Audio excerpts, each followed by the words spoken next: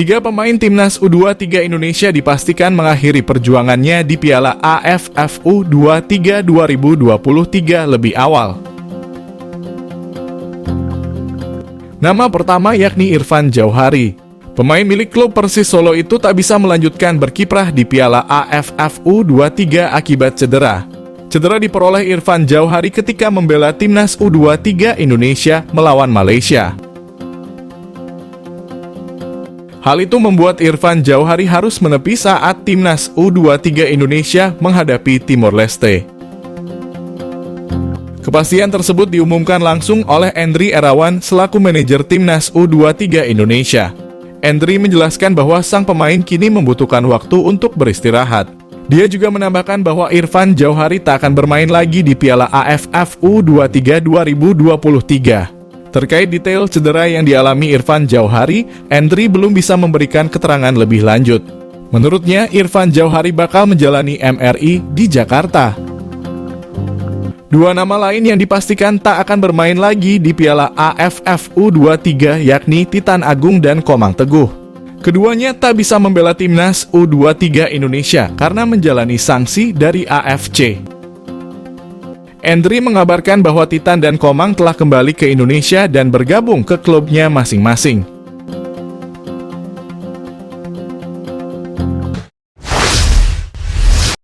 Nasib timnas U23 Indonesia ditentukan lawan Timor Leste, ini permintaan Shin Tae-yong kepada pemain.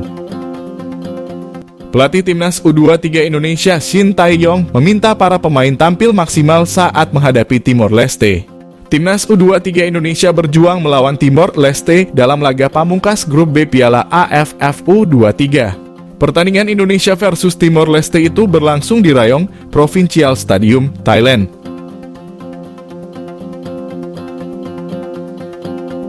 Laga ini menjadi pertandingan penting untuk Garuda Muda. Pasalnya, tim asuhan Shin Tae-yong diwajibkan meraih kemenangan apabila ingin melaju ke babak semifinal. Untuk melaju ke babak 4 besar, tim Merah Putih menghadapi tugas yang tidak mudah.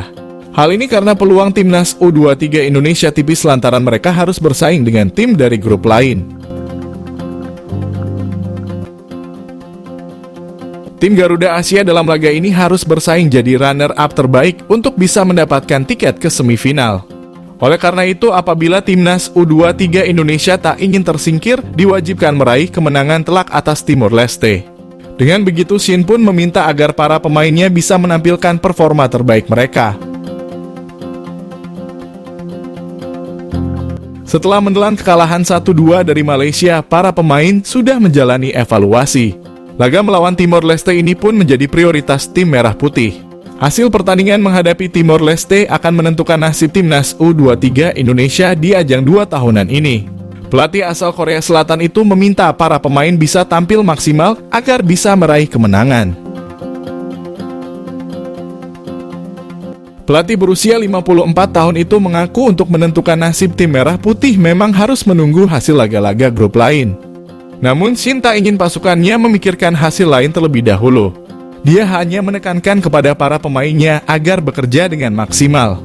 Apabila timnas U23 Indonesia meraih kemenangan, mereka tinggal menunggu hasil akhir di grup lain. Shin tak ingin anak asuhnya memikirkan apakah mereka akan masuk ke semifinal atau tidak. Dia meminta para pemainnya tetap fokus pada pertandingan melawan Timor Leste. Meski begitu, saat ini peluang timnas U23 Indonesia ke semifinal memang terbuka lebar. Peluang itu terlihat nyata dan di depan mata karena pada laga sebelumnya di grup A, Kamboja hanya mampu menahan imbang Myanmar dengan skor 1-1. Hasil dari laga Kamboja versus Myanmar itu membuat langkah timnas U23 Indonesia ke semifinal semakin terbuka. Apabila timnas U23 Indonesia menang telak, peluang menjadi runner-up terbaik jadi cukup besar. Hal ini karena timnas U23 Indonesia kemungkinan bisa menjaga keunggulan produktivitas gol dari tim pesaing.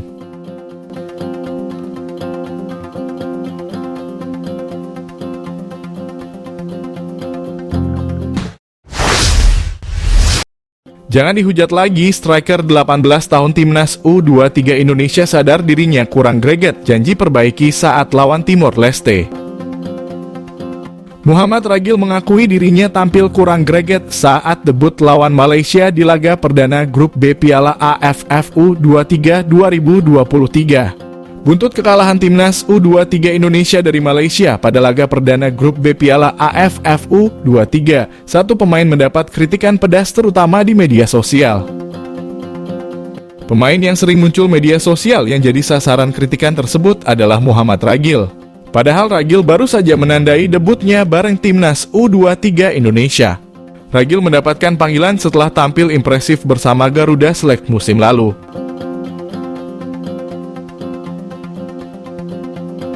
Ditemui usai latihan timnas U23 Indonesia, Ragil mengaku bersyukur bisa debut saat lawan Malaysia. Pemain setinggi 185 ini sadar betul bila penampilan di debutnya belum memuaskan. Maka ia bertekad untuk memperbaikinya di laga selanjutnya.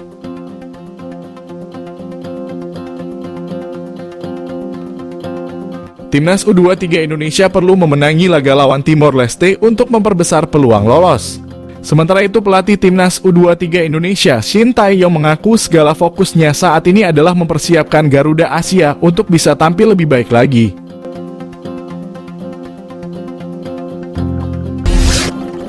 Format turnamen dinilai untungkan timnas U23 Indonesia, kekalahan dari Malaysia bukan akhir segalanya. Peluang timnas U23 Indonesia melaju ke babak semifinal Piala AFF U23 dinilai masih cukup besar. Penilaian tersebut datang dari salah satu media asal Vietnam, Soha. Dalam hal ini, Soha menjelaskan bahwa timnas U23 Indonesia diuntungkan dengan format yang diterapkan di Piala AFF U23 2023. Sebagai informasi, Piala AFF U23 dibagi menjadi 3 grup. 3 tim peringkat teratas grup dipastikan lolos ke semifinal. 1 slot tersisa bakal menjadi milik runner-up terbaik. Tim yang memiliki agregat gol yang tinggi nantinya memiliki peluang besar untuk merebut status runner-up terbaik. Aturan inilah yang disebut Soha menguntungkan timnas U23 Indonesia.